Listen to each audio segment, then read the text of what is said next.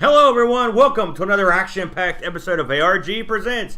I am Amigo Aaron, joined as always by a man who picks his game the exact same way they pick the Pope, Brent. It's true. There's a lot of smoke and flames at the old Dowdy residence. Oh my God. So, if you joined us last week, and I know you did, you'll recall we spun the wheel, we made the deal, and this week we're going to be playing games on the exciting Odyssey 2 format. Yes. Now, Brent, I know this is a loaded question, but have you ever owned an Odyssey 2? I have not. Oh, wait. Yes, I did. In fact, that one. That's right.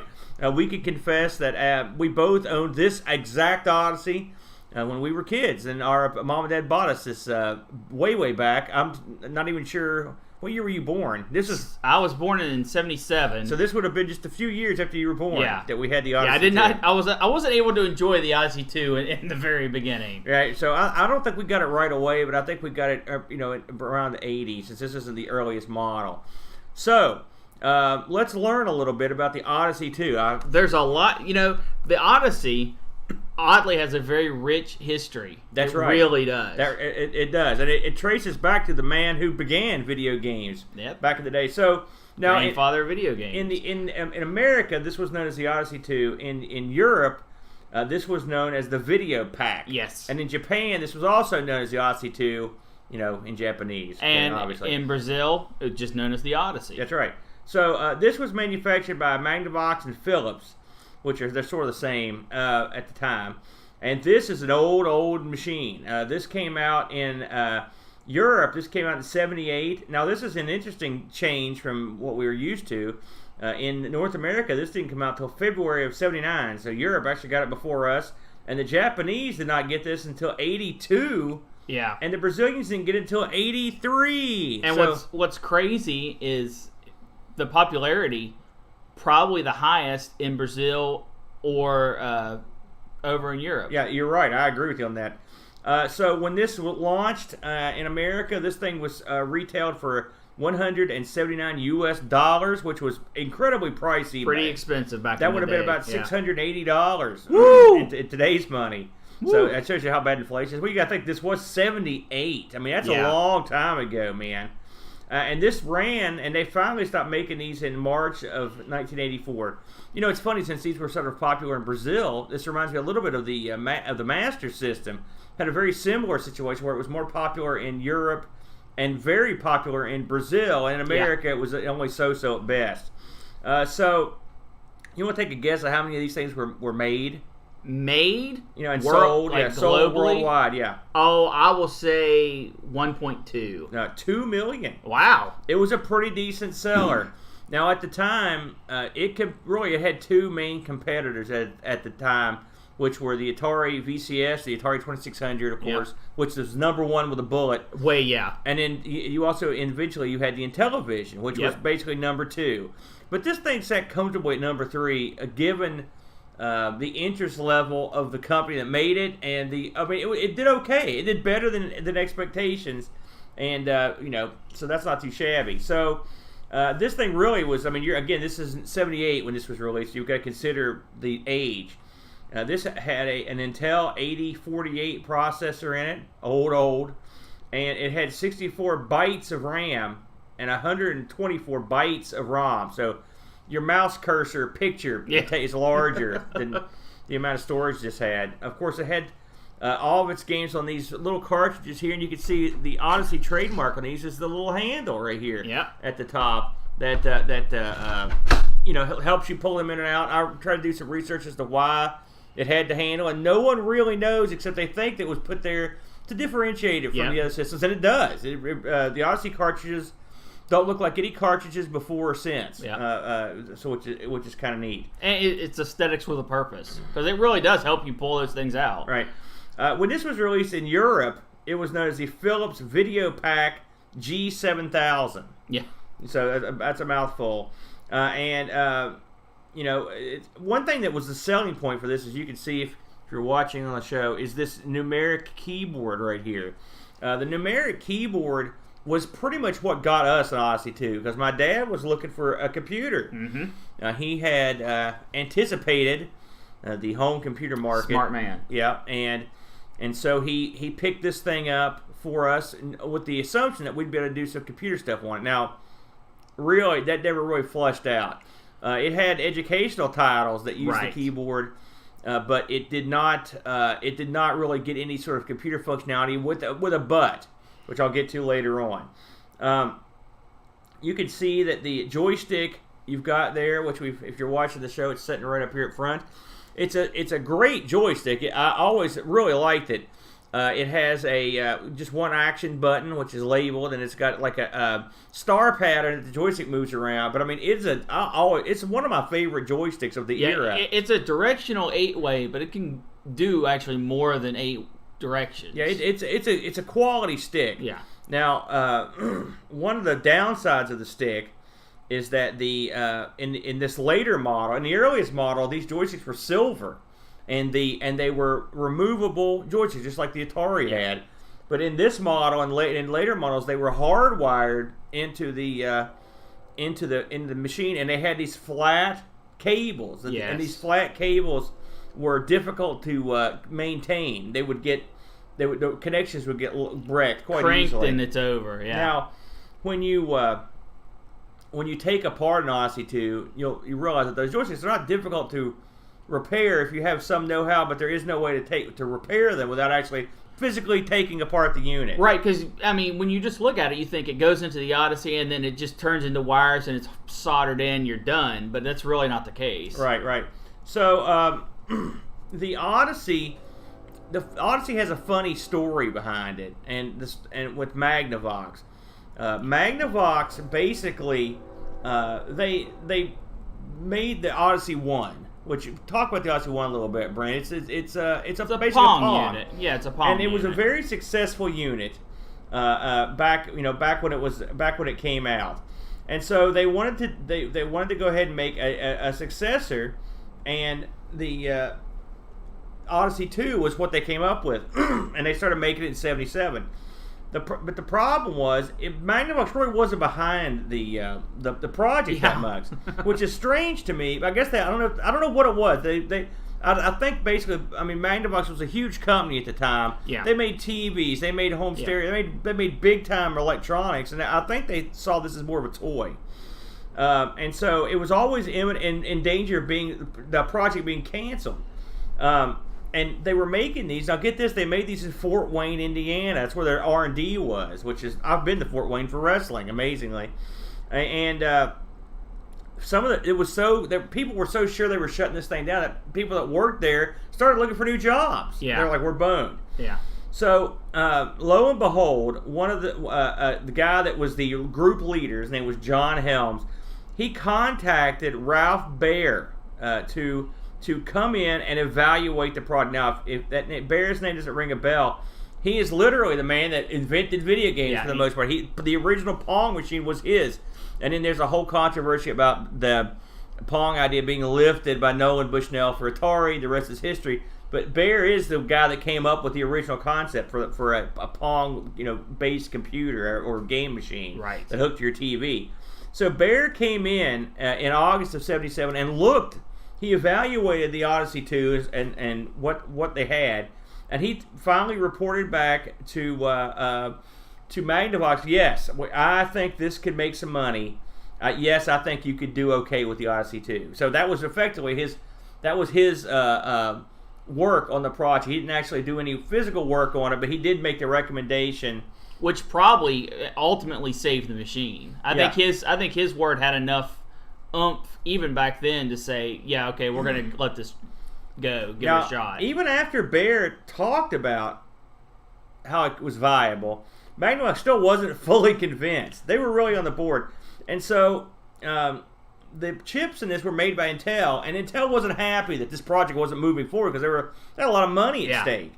And so they had a programmer at Intel convinced Magnavox there was a market for the Odyssey.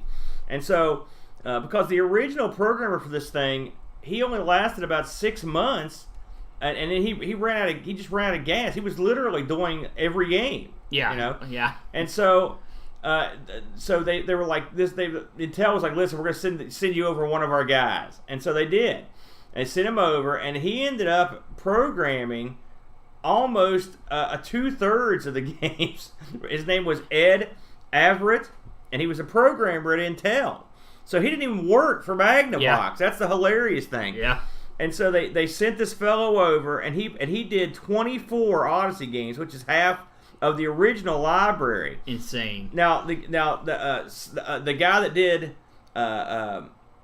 the first batch was a fellow named Sam Overton. Like I said, he just hit the wall. He cranked out a few programs, like he did like the first dozen or so, or 6 or 7, and he was like, I can't do it anymore. So you effectively on this machine, you got 2 men that did almost all the games. I doubt that's ever happened. And they were all basically first party. Yeah, there was not much third party support, but there was some.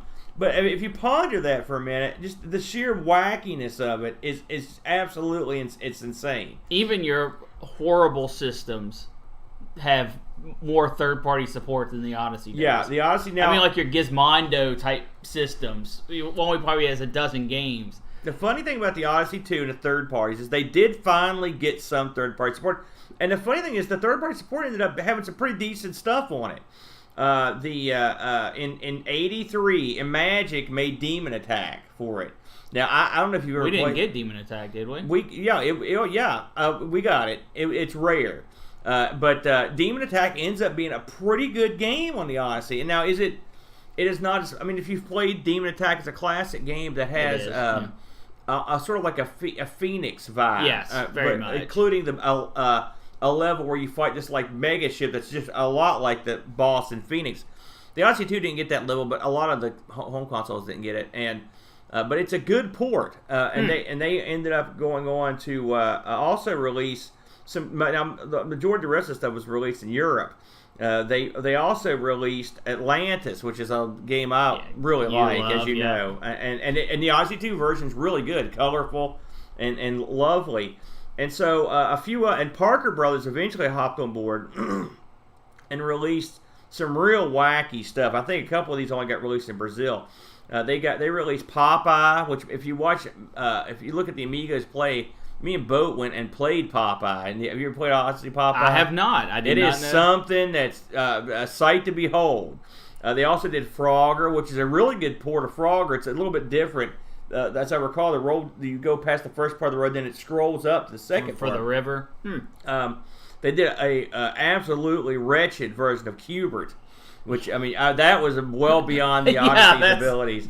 That's a stretch, yeah. And then you also had Super Cobra. Now Super Cobra is unique because every time you get your copter to the end, it's a helicopter game, and then when you get your helicopter to the end of the screen, all action stops, the whole screen slides over, and another screen comes out, and you keep going. Yeah. But it worked. It was, I mean, if you consider the Odyssey's age and its limitations and the fact that it's playing some pretty sophisticated games for that era, and it was handling them okay.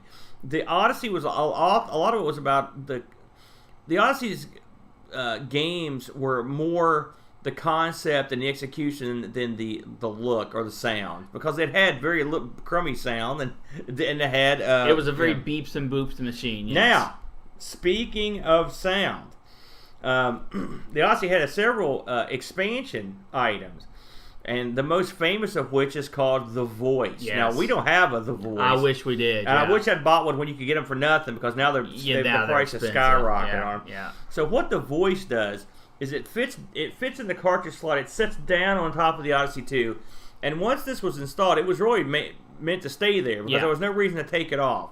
And what it was basically a voice synthesizer, and had some extra sound effects that weren't built into the Odyssey.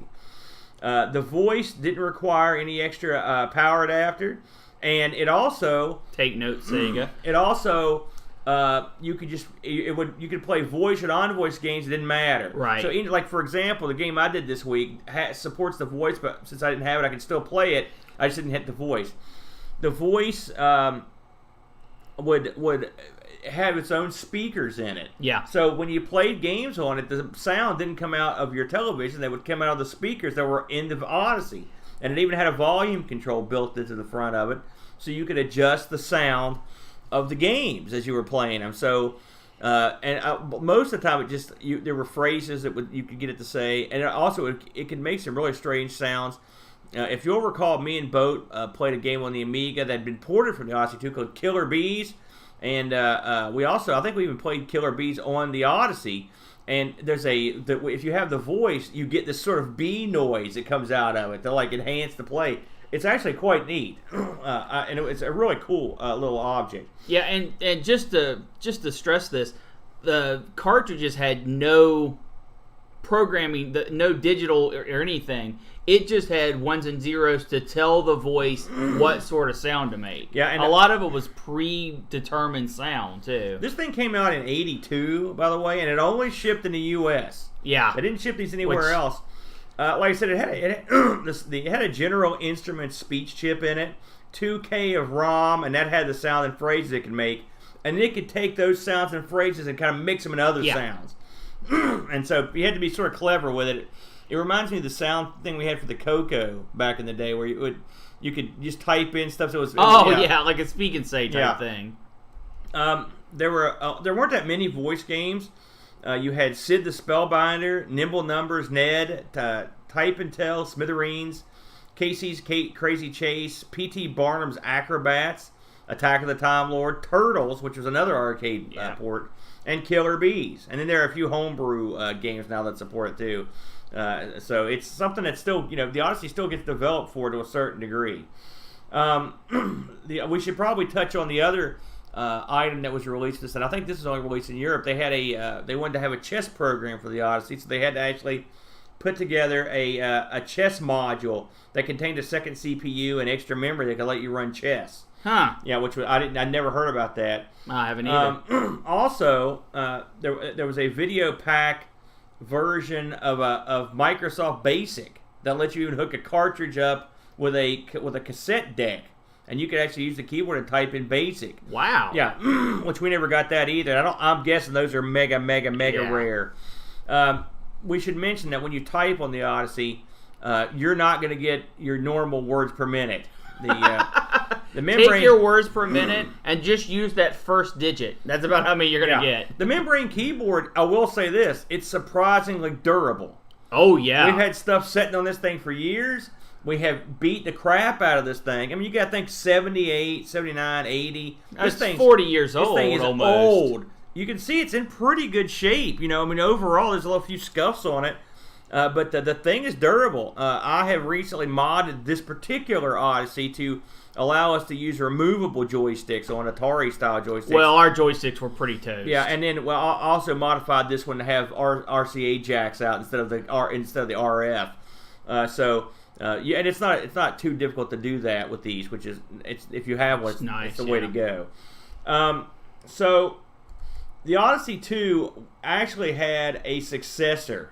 Now, the successor for the Odyssey 2 was never released in the States, and it had I would guess an incredibly limited release, and it was called the Philips Video Pack G7400.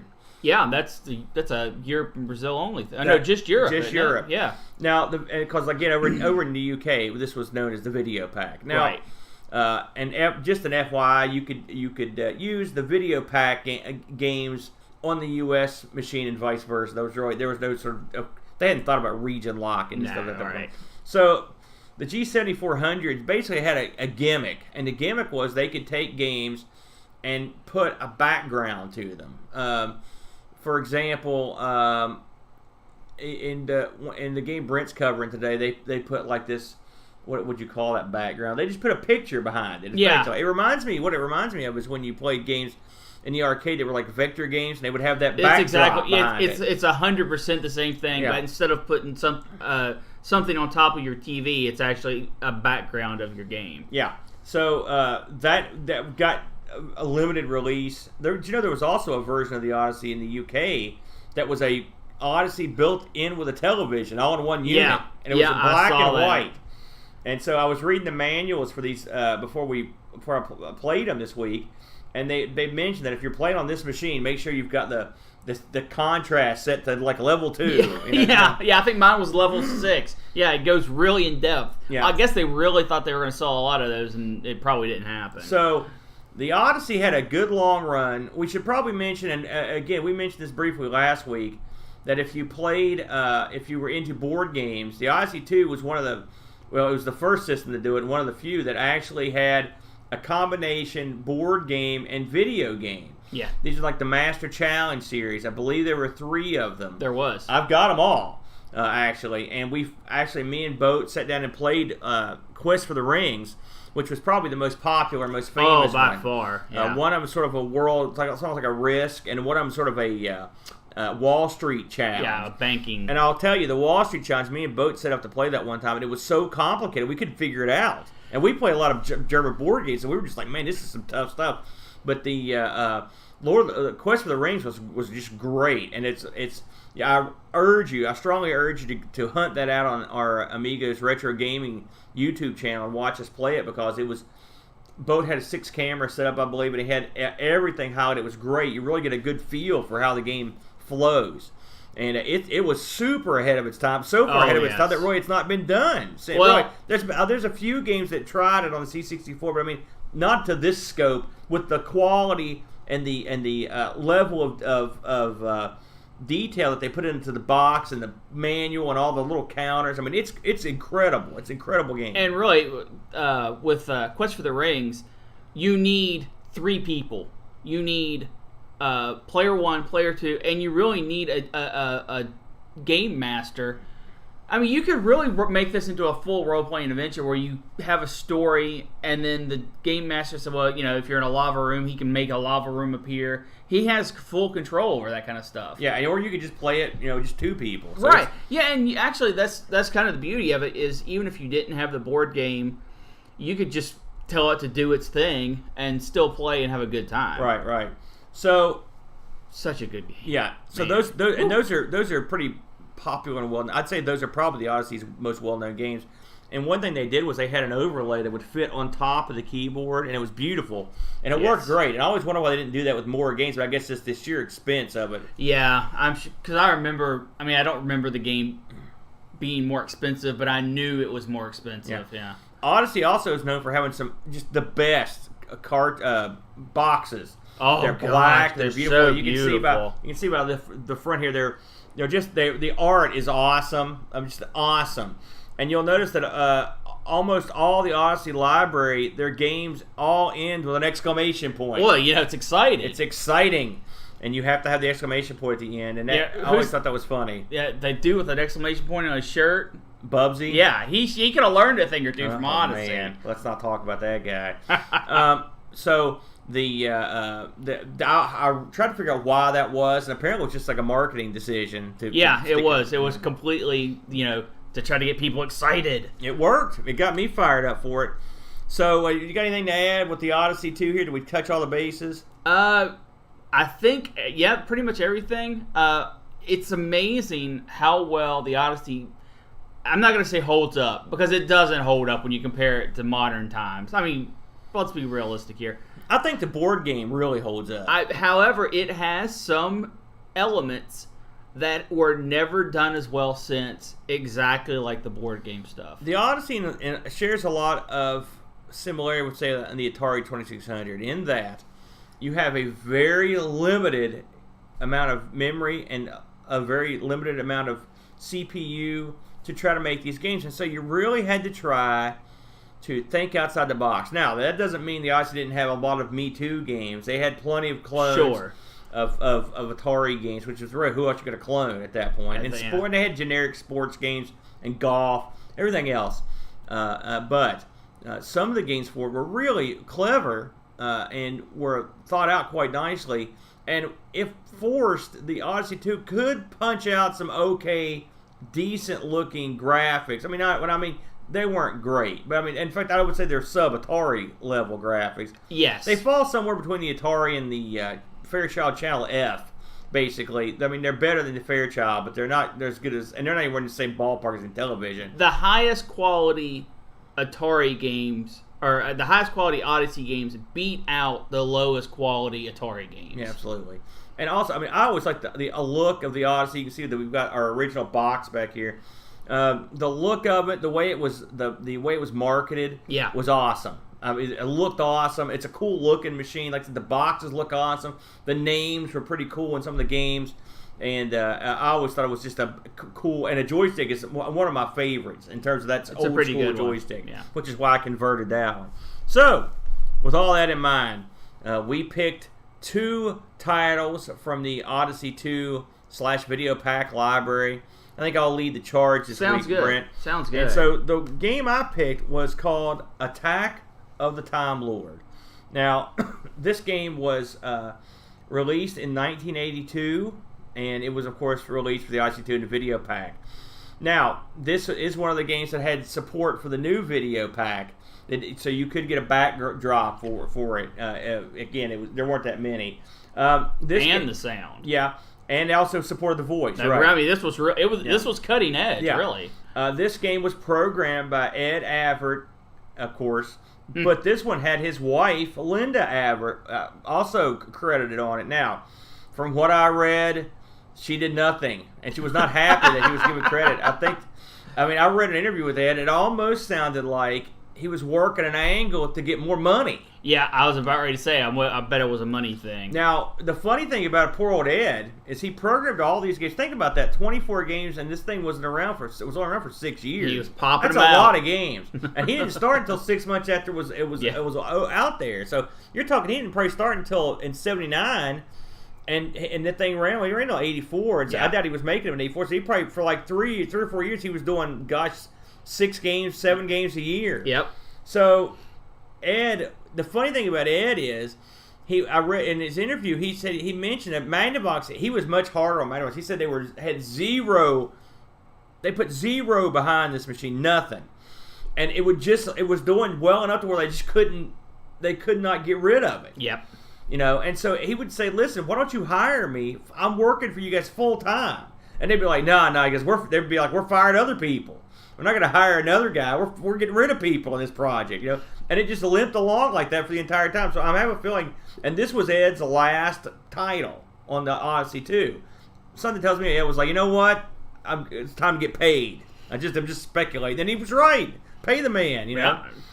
He's doing hard work here. So, now, if you're in Europe, this game was known as Terrahawks. Did you know that? No. So I like our name better, though. Well, there's a reason, which I should go ahead. I guess I'll go ahead and get into it now, because if you're watching this and you're like, "What is this Attack of the Time Lord thing?" Which is funny because Time Lords are a big deal in the UK, so you would think they would have stuck with that name. Well, they might have had copyright issues. No, they didn't. That's not what it was. Nothing. All right. Terrahawks is a licensed title. Do you remember Thunderbirds Are Go? Remember Thunderbirds? Mm-hmm. The marionette, the marionette shows. Yeah. Terrahawks was one of those shows. It was I think it was the successor to Thunderhawks and some of the other ones, Yeah, I know the story now. And so it was Gary Anderson who had made it was called Super Macramation was the that thing. Oh. And the Terrahawks were an elite group of space pilots who protected the Earth from a villain, and the villain's name was Zelda, which I thought was cute. The series ran from 83 to 86. So when this was a hot property back when this was made in 82, so they released it over there in 83. They picked up Terrahawks as the thing. Nothing at all was changed between the two games. Nothing. I did read the manual, and they have got a backstory where you're protecting the Earth from Zelda, and the Time Lord in the middle is Zelda. And the funny thing is, the game is sort of split into waves, and after each wave, it would tell you how Zelda was feeling in the manual. In the fourth wave, Zelda's really embarrassed and pissed off. Now he's really coming at you. He's gonna pound, I guess Zelda was a dude. It could have been a chick. I don't know. I've never seen Terrahawks except for I looked up some clips. I was really into the whole. I got into Thunderbird and stuff back in the day a little bit. So did you ever watch any of those? I mean, I know of them, but no, that was a little. Basically, bit more if you're a modern listener, if you've ever seen Team America World Police. That's the closest I could come to an American version. Have you ever seen that? I know what you're talking about. Yeah, America. Yeah, but they used this sort of they've got a name for it. I can't remember that, but I mean it was pretty cool. And what I remember about the series was that it really had detailed models and rockets.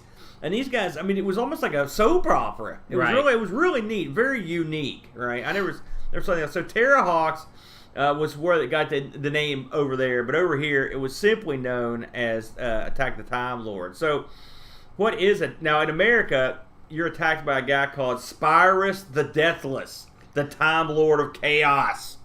That's my kind of Time Lord. That's pretty good.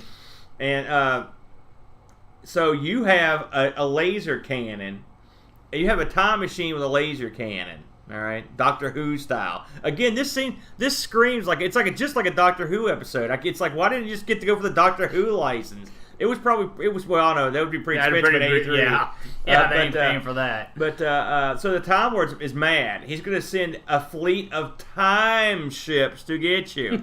Everything is time. Why do you keep saying time? That's just the way it is. Now, this was a unique game on the Odyssey because it was actually really fast. Yeah. The Odyssey games sort of meandered for the most part. Even games I like were not quick. I'm not there saying were that, a few ones like Pickaxe Pete was pretty speedy, but all these games had that extra RAM in the card too. Yeah, well, this game was way faster than probably any game I've put in there, short of like Demon Attack. So I wouldn't compare it to, or maybe Atlantis. The third party stuff. Now this was late in the Odyssey's lifespan, so maybe Ed was finally getting a hang of it. So the game starts off with the Time Lord in the middle of the screen, and if you've got the voice, he'll badmouth you, and then laugh and stuff. And then there's a flash. It's a pretty neat graphical effect for the Odyssey, and these ships start streaming out of it, and they stream out in a row. And I would compare it to the way ships appear on the screen in, say, a Gyrus or a Galaga. In terms of, they come out in a formation. And they snake around the screen like a formation, right? It's sort of like a cross between Galaga and Centipede, because when you destroy a ship, the formation closes up, so there's no hole. I mean, when I say I don't compare the game to Galaga, just the way those ships come out, right? Or Xevious, or not Xevious, but Gyrus, where they kind of come down in a row. And so you've got the problem with you is your ship is this little pyramid at the bottom of the screen. It's freaking huge. Yeah. It takes up like an eighth of the screen. I mean, this thing takes a lot of jack to have this laser cannon. And so you're moving this pyramid-shaped thing, I think it's green, around, and these ships are just basically circling above you, and you're trying to shoot them. So, I mean, to boil it down, it's Space Invaders, except instead of being in columns, these guys go up around the screen in a line, in curve around. That's all there is to it. Yeah. So the first screen, these guys, when they shoot, they drop these sort of little like 3 missiles. Right. They look almost like crosses or swords that are coming down, and you can shoot the missiles, and you can also shoot the villain, right? And these things just go straight down, right? Then the second level, you get these like. That's the same. First of all, every level is the same ship-wise. They come out and they do the same. I mean, they don't do the same exact. It's not the exact same pattern, but it's the same idea. But their weapons change. So eventually, they will. You get these things that come out. They're sort of like heat seekers or like smart bombs. They travel towards you, and you can still get out of the way of them if you're quick enough. But that makes it more difficult. Then you've got a bit where they have these things that come down to the bottom of the screen and they basically they're called annihilators, and they just come straight down, and they're tough to avoid. They're tougher. And in the fourth level, you've got these things that they're called they call these nucleonic time killers. These are robot piloted destroyers which can anticipate human action. They're basically really good smart bombs, basically. And so basically every time you roll through a level, the first 4 levels you get an additional weapon, and then eventually they just have all the weapons. They start piling them on. Yeah, something you forgot to mention on the third weapon, when it hits the bottom of the screen, it will move left or right towards your ship. Yeah, it doesn't explode. You can't just dodge it by a little bit. You have to really get out of its way. Yeah, and again, when you're driving this thing is the it's like driving a tank or something. It's huge. Or like a big Thunderbird. I mean, the Thunderbirds are going this. I mean, it's a huge, it's a big monster of a thing. And so when you have to avoid those, that's actually a pretty clever because Oh, you're it's both. awesome, And if you're in yeah. the corner, you're screwed. You cannot corner hide in this game. No. That's one place. This is not like Galaga where you can sort of dodge over and hope. Yeah, it's 100%. You have to keep. You pretty much have to go to the center after every attack, so to give you room to move left or right. That's right. So this game goes on for 256 levels, Wow. but there's a catch. You get one man, Yes. which is the Odyssey tradition. You get one man, and that is it. And if you can get through 256 levels, this buddy, you're doing something. So after every level, the Timelord appears, like I said, and he'll just say some stuff.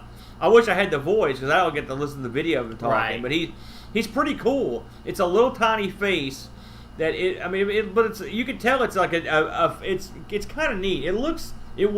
It reminded me of what this guy reminded me of was sort of like a Sinistar or something. Yeah, I was thinking, and I don't know if you've seen this, but Star Fox, the one of the enemies in that is a face. And it kind of pops out of the screen. It's 3-dimensional, but this kind of has that 3-dimensional vibe. Yeah.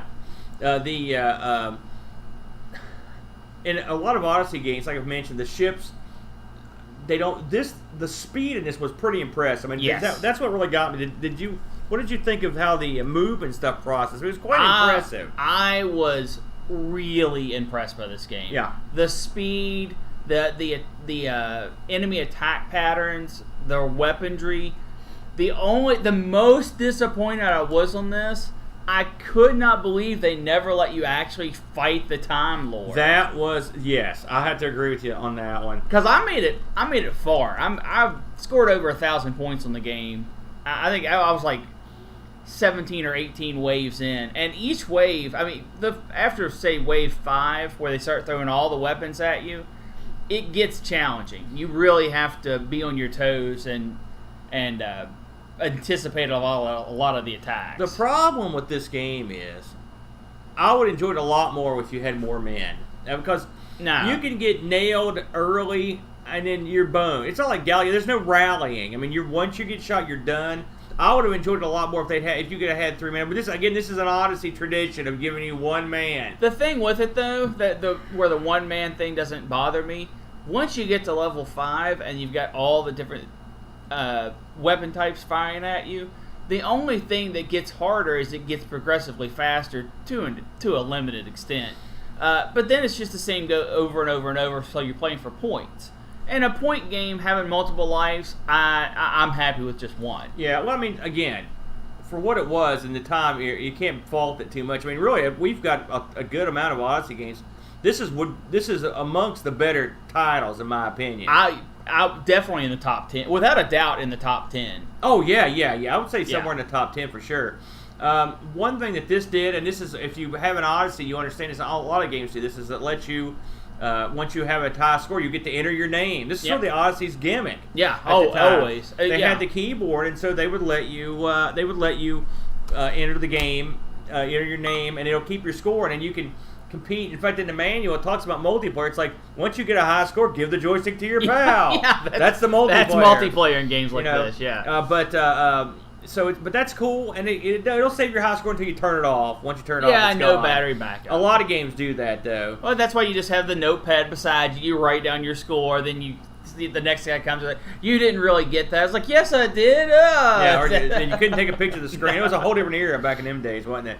But overall, I really liked Timelord. It was a lot of fun. The box is cool. It's funny story. I went to go buy this because I didn't actually own the box or own the game. And there's a store down here that just got a big mess of Odyssey. It's like 1 million of them. And they didn't have it. I was disappointed. Oh, it's too bad. Not a particularly rare game. You can pick this up on eBay for about $15 boxed. Loose cart, $7, $8. So it's cheap. It's worth finding the box. Odyssey games, for the most part, there are only a few that are hard to find or expensive. Yeah. The last one made in the U.S. I mean, I can't think of the name. The hard ones to find are your licensed, your third-party licensed games are difficult to find, and stuff that is real. There's a few that are real rare, like I said. And some of the Brazilian releases that didn't get released up here. we're lucky enough to have a multi-card. Now, the multi-card, this thing is nutty in that most multi-cards have an interface.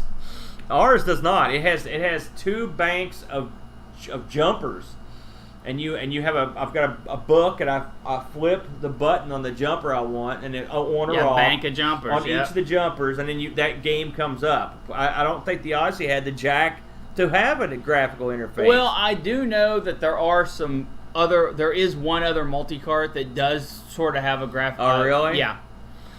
So it can be done, but yeah, the first ones released were all dip switches. I will say this before Brent gets on his. The Odyssey 2 is a great machine to collect for. And the reason is It's cheap. The machine itself is not that expensive. They made 2 million of them, so there's some out there. It's durable, and the games are plentiful, and they're a lot of fun, and they look awesome. If you're one of these guys that just likes to have a shelf full of games, you cannot beat the Odyssey 2's boxes. I mean, I would say, is there a box ever made that's on the level of the Odyssey 2 boxes? I mean, it is top shelf. And by that we mean you're talking about the box art for the box, first part. the box art. Yeah. I don't think there's anything it's glossy black. They're the best. They're the best boxes. Yeah, so they're to hang up this there. stuff on your shelf. Even if you don't ever play the games, you can just put the box up there. Even stuff like Math Challenge and stuff, the art is good on it. It is. They really went above and it beyond. really has that 70s, early 80s feel with all the streaks right. and the 3D. And if you get those Master Strategy Series games, those are opulent. Man, and they're the exquisite. book for Quest for the Rings, that gold. Yeah, and cover, one of these my days, gosh. maybe ARG will take on that, or even take on the elusive Casey Munchkin, which we'll get into that some other time. So, Brent, that was Attack the Timelord. What do you got for us this week? Well, I am bringing us back down to earth. I'm the reason why you're up there protecting us. Loony Balloon. Loony, I'd never heard of this one. I hadn't either. Loony Balloon was, and the reason why, only released in Europe and Brazil. Didn't get a release until 1984. So this is really towards the end of the lifespan. It's a much different game than most things on the Odyssey. It really tried to do something new, and I think it did really well with it.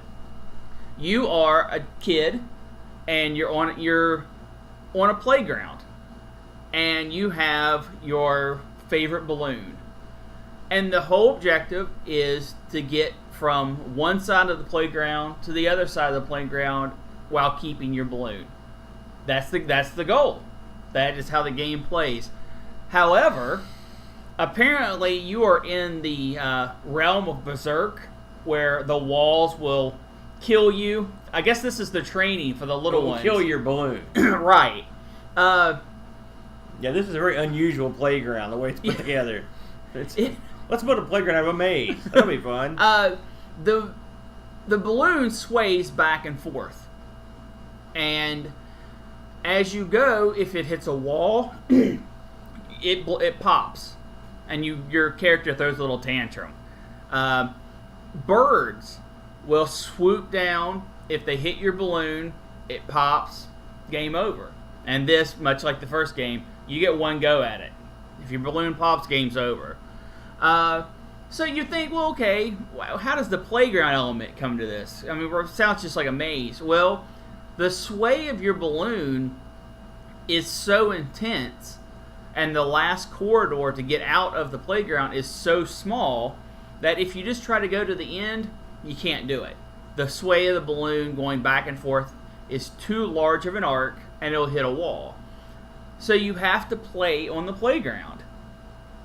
Every time you play on the playground, you get some points, and as you get to 50 points is where you're aiming for. The sway of your balloon calms down, and you can make it through the exit. See, that aspect of it, I didn't even get. Oh my gosh! Yeah. I knew we would cut the sway, but I didn't know there was a total where it would stop. Well, it doesn't stop completely, but it makes the arcs small enough that you can get through the exit. On the playground, you can play with trees. You crawl around the bottom of trees. Play with trees. Sure. It's got a rocking horse that you get on it and and rock back and forth. if you evade the bird, you get some points. There's a slicky slide, so you can go down the slicky slide, and a roundabout for the English, or here in America we call them merry-go-rounds. Complete with a little sound. Yeah. If you get on that, you get points as well. So, where this game really, really is fun is you can hit the button and let go of the balloon for a little bit. So if you're so a lot of the playground rides are so close to the wall, if you take your balloon on them, they'll pop. So you let go of your balloon, it starts slowly floating up the screen. Yeah. And then that's when you run and you play with as much stuff as possible, and then you run back and you grab your balloon before it hits a wall. It's really, really just an innovative game. All the concepts of it, I never thought were possible with Odyssey. And the little animations because you don't just stand on a slide and you get points. You actually walk up the stairs of the slide and slide down. All of the playground amenities have their own animation, which blew my mind. I did not know that the Odyssey was capable of such detailed animations. Because, I mean, it looks exactly like you'd think it would look. It looks really good. Mm-hmm. Agree. This game, at first, when you picked this, I'm like, what? I thought this was another one of your classic Brent picks. And admittedly, I was not good at this game. But this is one of the most unique, oddball games I've ever seen. For starters, if you read the manual, it admits you play a jerky kid. You're a little spoiled jerk of a kid who doesn't want his balloon to get popped. And because whenever your balloon gets popped, your guy throws a tantrum. Yeah. He literally has an animation of him going dance around on the floor and pounds on the ground. It's awesome. And which I saw that animation a lot. And so I didn't understand what I was supposed to do at first. So you can't just run through the level with the balloon. Like Brent said, it sways too much and it'll pop. So the concept of you have to release the balloon, and you have to release it at an angle where it's going to avoid walls. Yes. Basically. Then you have to go and play as much as you can. I mean, it's just exactly what it sounds. Each little area, the animation will take about 3-4 seconds of your guy playing. Yeah. And then, well, it depends on what you do. Yeah. Then you run up and get that balloon and grab it again before it hits anything.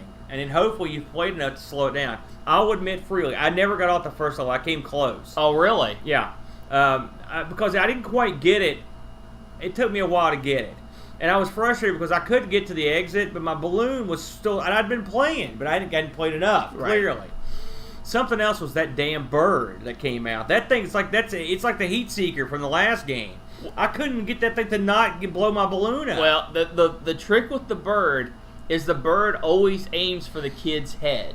Oh. So you have to release your balloon and then run down or up so it will avoid it. Something else that was a real pain is occasionally, like you mentioned, a picture of a cloud basically will appear on the right side of the screen, and it'll be like, oh, it'll be blowing, and it'll blow your balloon out of your hand. Which, if you think about that, that's pretty impressive. That they built in that whatever that is, push effect.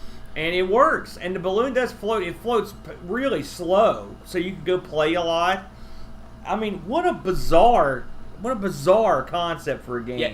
And on the surface, you might not see it as a puzzle game, but this is 100% a puzzle game. It is. At least for levels 0 through 4, because you can actually select what level you start with on the keyboard. For 0 through 4, it's a static environment, so you plan your route, and you can't just sit there and plan your route because that's when the cloud comes out and blows your balloon away. If you sit in one place for too long, a gust of wind, and then you don't want that. That's bad. So if you attack this as a puzzle game, and you say, well, I can release my balloon here, do this, this, and this, then the bird's going to come out, so I need to grab the balloon, take it down some, and then run up so the bird will miss it. That is how I approached this game, and I loved it. How far could you get, if I can ask? I got through boards 0 and 1, and that was it. I don't feel too bad then. I couldn't figure, and unfortunately, in my opinion, I guess they had to try to make it varied for the people, because once you know the pattern for a level, you can pretty much do it every time. Levels 4 through 9 were random, and I mean random as in they blink in and out of existence. Oh, those are in the book. Those are the magical levels. Yes, they call it. The magical levels. So, but I mean, there are elements of randomness and even the very first level you play. Because I mean, the cloud and the bird don't always come out at the same time. No, the bird. Yes, it does. Really? Yep. You can the bird is triggered after so many things you play with, and the cloud only comes out if you stay still. If you continuously run around, the gust of wind will never happen. Oh, that's what that is, eh? Yeah. It's a keep you moving element, and I was so glad to have found this game. I played Timelords, and I played it for, I don't know, I played it enough to know what the game was. Yeah, and like I said, it doesn't require hours and hours of your time. Right, I got over 1,000 points. I got to wave 16 or 17. I was pretty deep into the game. I knew I wasn't going to get to 256. I mean, really, it doesn't change that much. Right, after the fourth level, really, it's about the same. This Loony Balloon, I just played and played and played and played. Easy 6 hours. It's a strange, because on the surface it's so alien. I mean, it's just I've never played a game that was like it. And it reminded me to a certain degree was of Killer Bees, and the fact that it was something that's so unique. I've never seen it the gameplay element used before. The concept that you let that balloon go play is very strange. Yeah. You know, and I like the fact in the manual it's like, you're a snot-nosed, spoiled kid. So how often are you going to be playing that? Unless you're playing like Bully or something. You know, it's really bizarre. But the concept of letting the balloon go and trying to do this stuff, and you're trying, how much can I play before I go grab that balloon? Yeah. I got to play as much as I can before a bird comes out or whatever. And you've got to maneuver because you know he's coming. It's just who thought this one up? Oh my gosh! This was actually published by Philips of Brazil.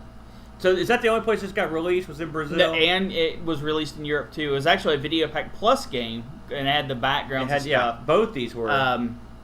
The box art I found is for the Brazilian version. This game has very little love out there. On eBay, there is one guy that's been trying to sell it for, I would assume, months. Yeah. And he's not asking a ridiculous price. I mean, shipping from Brazil is a little much. I think it's a box copy. I think shipping and everything, he's wanting like $60, which maybe that's a little much for an Odyssey game. But that's it. There's no sold history, and that's the only one up there. It also, looking at the box art here, it's one of the less black Odyssey 2 games there are. Most of the Odyssey games had a black background. It depends on where they're released. It really does, yeah. Because America had the whole black, rich 70s, 80s feel, where some of the box art for the other games didn't get that. Mm-hmm. I like the box. I mean, I've looked for play footage of this, and I only found really one guy that got past the first level on YouTube. You should definitely record yourself getting more like higher end. But this game does not see a lot of attention. I didn't see any reviews of it anywhere at all. And I mean, anywhere, even in magazines or anything. Did you find anything at all? I couldn't find a single review. I couldn't find any video tutorials or anything like that. In fact, the videos on YouTube are pretty much just start the game and not touch the controls, because your guy will kind of wander around a little bit if you don't do anything. So this is really, in my opinion, this is a hidden gem. I had so much fun with it. Something else I noticed that I hadn't seen on another game was when you got the high score, the thing would beep at you, put your name in. Yeah. And it would flash, and you'd put your name in, which none of the other ones give a crap what you do. There are other Odyssey games that do that. I've never seen that before. This is the first time I've ever seen that. Now, this game's not without flaws. Flaw number one is it has a kid foot stomp sound. A beat to signify every step that you take. games should never do that, and they tried to fill the silence, I guess. Not a way to do it. I was annoyed by that. Also, when you're trying to grab your balloon again, you have to be pixel perfect, which for the Odyssey is not that difficult, and grab it right at the bottom of the string, or you won't grab it again. Well, that's just the play mechanic. That's where they wanted you to get it. But for the rest of the game, it was meaningful and felt good whenever you played with the stuff. I thought the animations are just blew my mind. I didn't know the Odyssey was capable. It's funny. The two games we did this week are a contrast in they show you the range that you can get out of this machine. Yeah.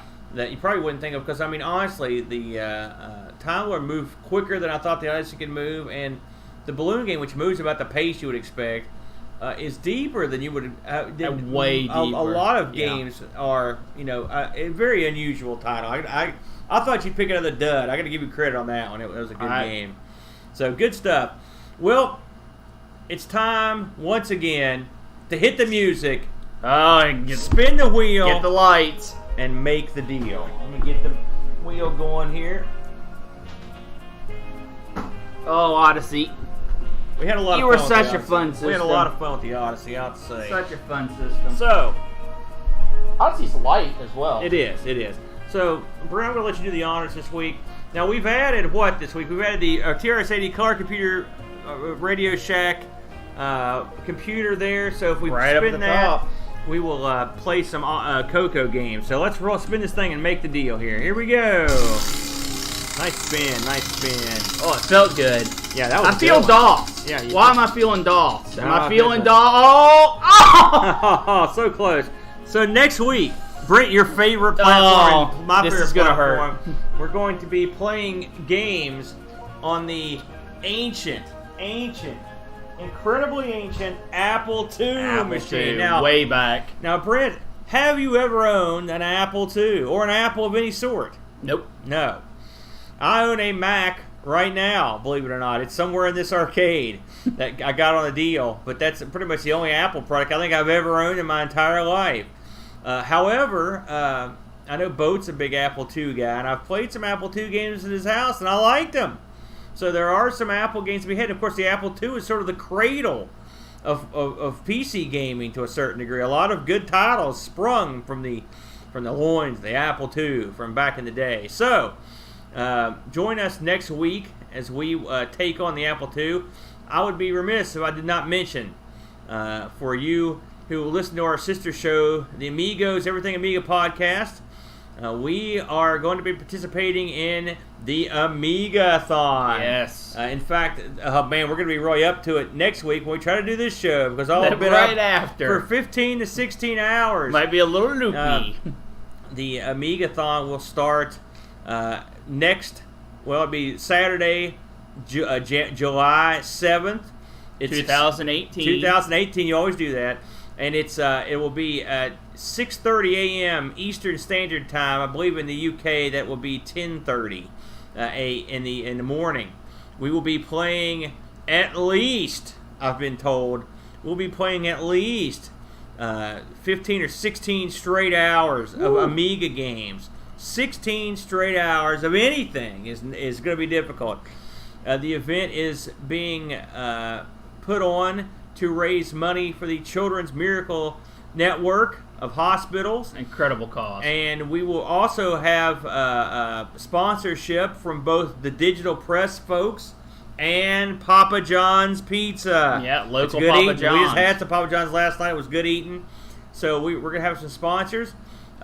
If you would like to donate, you can go to Amigathon.com for all you need to know about Amigathon. And that money goes straight to the organization. So. That's right. We are thankfully not involved. We're not equipped to handle your... But this is a good, secure, reputable, accredited charitable organization. They do good work. That handles all the money, so there's not going to be any weirdness. And me and Boat, and of course, The Brent will be there. I will be there for some of it, yeah. For the whole thing. Nope. 16 hours of nothing but Brent dancing and singing. My wife would choke slam me. Yeah, we would get charity money just to make you stop. But we'll have all the zany characters you've come to know and love from. If you've listened to any of our Insert Disc 2s, you'll have old Chad will be there of the BBS days. He can complain about his bodily ailments. My son and girlfriend will be stopping by. Our good friend John, who helped get us hooked up with Pump Johns, will be there. He'll be stopping by to play some games. I don't think our buddy last year, the guy who gave me the pie lobotomy, Hat Chad, will be out of town on vacation. Oh. Reprieve, so I won't get busted.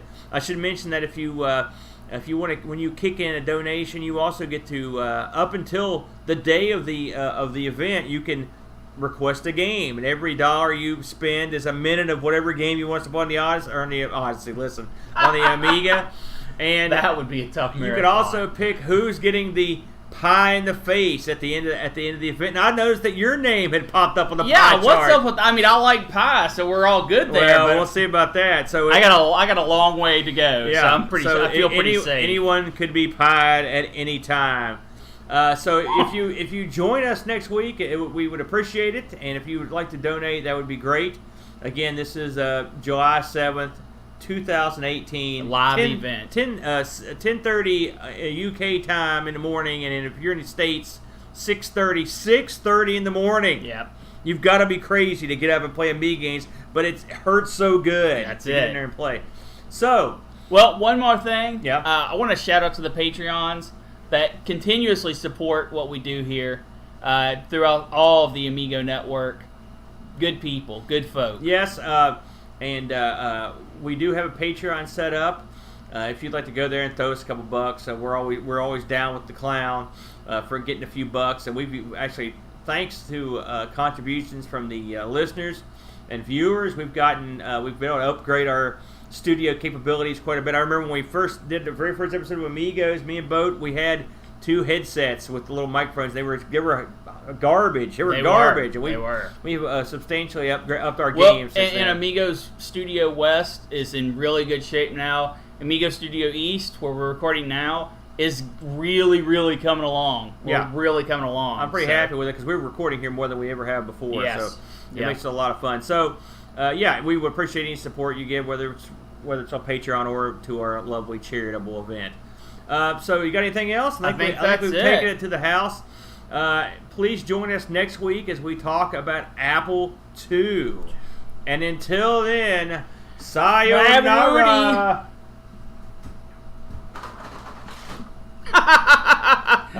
The wheels be coming off. The wheels be coming off. The wheels be coming off. Behind the curtain.